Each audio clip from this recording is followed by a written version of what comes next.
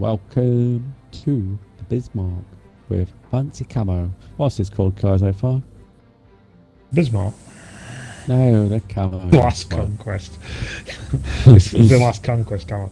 It's the camo the ship had on when it set off on its last Conquest on May 17th. With all yellow those turrets. years ago, yeah. Well, I presume I'm not going to argue with him on that fact. Yeah.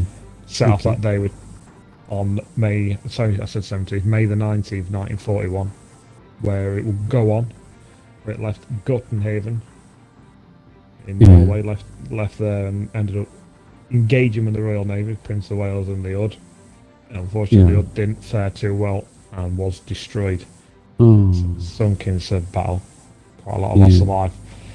Bismarck were then tracked by the Royal Navy. They kept it in sonar radar range with cruisers, so they knew where it were. They lost it. They had to try and find it again. They found it with planes from the Ark Royal, the British aircraft carrier, as swordfish engaged and damaged the Bismarck to a point where it could no longer sufficiently defend itself properly, to be fair, and the Royal Navy moved in like, I don't know what you want to call it in a nice way of putting it, moved in to finish the job and set about systematically dismantling the Bismarck with just a vast array of fire.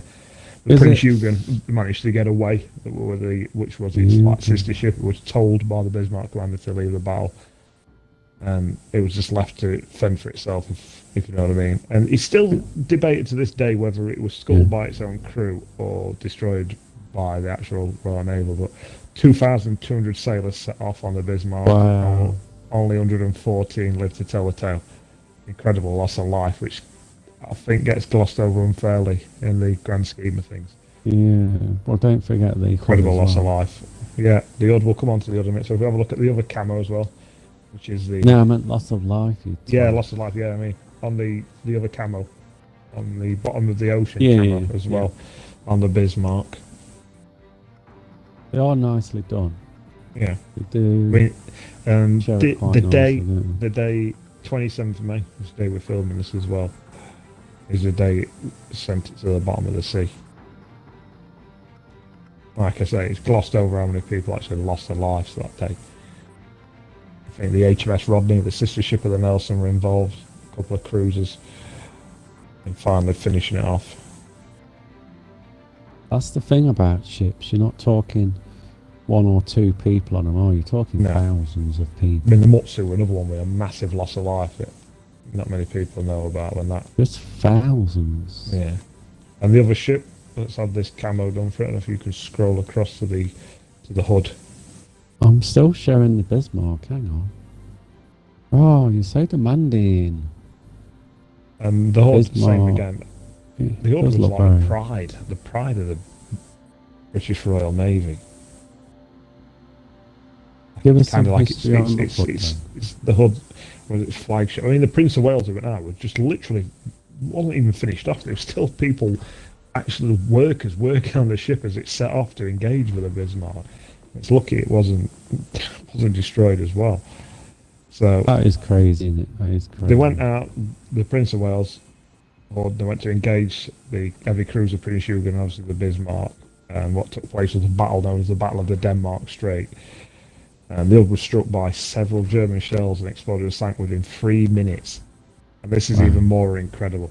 Of 1,418 crew, only 3 survived. Incredible. And it's hard to think it had a massive effect on morale of the British people during the war to lose this shipper in the Hood stature, especially with a loss of life to go with it as well.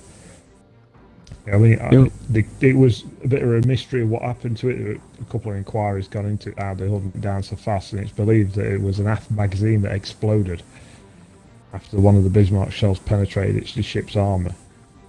It's shot in a million though, isn't it? Really? Yeah. It's incredible. I mean, the footage of it is just beyond belief. Incredible. So that was pretty much what happened to the Hood. I mean, I'm just showing if that's what it you. looked like, look, you wouldn't think the ships went to sea looking like that. It looks really weird, doesn't it? Yeah, The definitely. It paint looks scheme. nice, though. Nicely detailed. I'm just Yeah. going around the ship now. You got to admit the models are very nicely detailed on Yeah. Warship Legends. Very nice. It was 24th of May, so the 3 days before we filmed this, that the Hood went down. So the Bismarck on the lasted another 3 days after. I mean, the bottom of the Sea Hood one looks really. Yeah, I'm just about to flick over that. As we speak, I'm just about to press the button. I just want to give the viewer a good look at the camo. Just scrolling around the ship. Looking at the detail. Let's have a look at the bottom of, what's it called? The bottom of the sea camo. Yeah. And technically, there's no ship left, is there? Bottom of the sea. So It's still technically unknown what actually detonated said magazine. let's Even zoom now, out to that. where it's at, at, nobody can actually put a definitive explanation on what detonated the magazine. Here you go, that's better. It's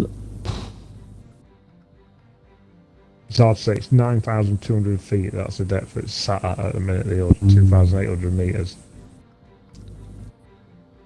quite deep. But you got to remember, it's technically a war grave.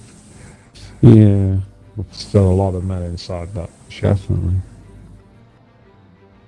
Let's zoom in then. We're scrolling around the ship colours so far.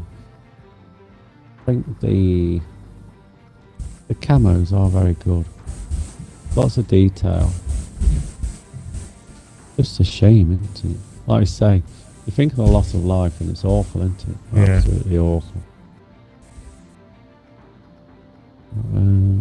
It's interesting that I know it's a strange thing that ships have this, but the ships fell. In 2012, the British government decided they were going to try and retrieve one of two bells on the hood. The first time they tried it, they couldn't do it. Bad weather called it off. So in 2012 they tried that. So in 2015 they went back and they actually managed to get one. Second recovery for the bell was finally retrieved on the 7th of August 2015.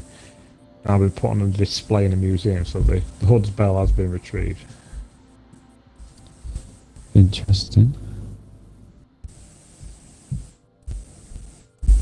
Just scrolling around the ship. It says, well, before being installed on the back of the bells is described around its base with the words, this bell was preserved from HMS Hood battleship 1891-1914, which was a dreadnought battleship named the Hood.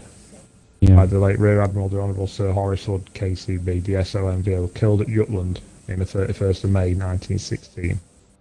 Wow. And the second inscription on the side of the bell reads, in accordance with the wishes of the Lady Hood, it is presented in memory of her husband to HMS Hood battlecruiser, ship she is launched on the 22nd of August 1918. In addition to the two inscriptions, the bell still wears vivid royal blue paint work on its crown, as well as its interior. Blimey. And that's the hood colour so far. I've scrolled around it, showing the viewer. Looks very nice, actually. Very nice camo.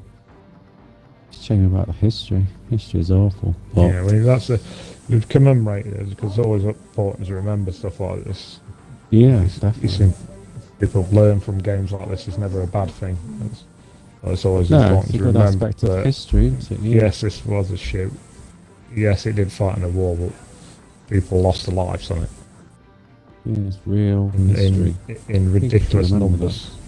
Combine the two, the Bismarck and the Hood, it's over 3,000 men in 3 Shocking. days.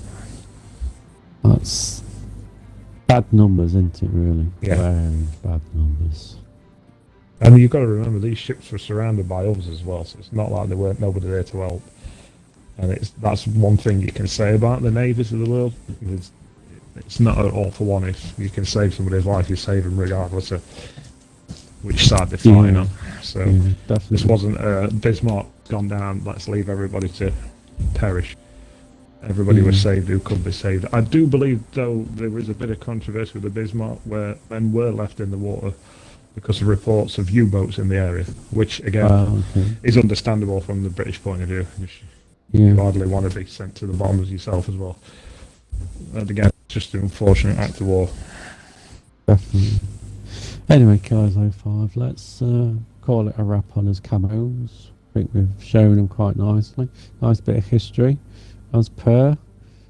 And that's it, Kilo 05. Thank you very much for the history. And latest.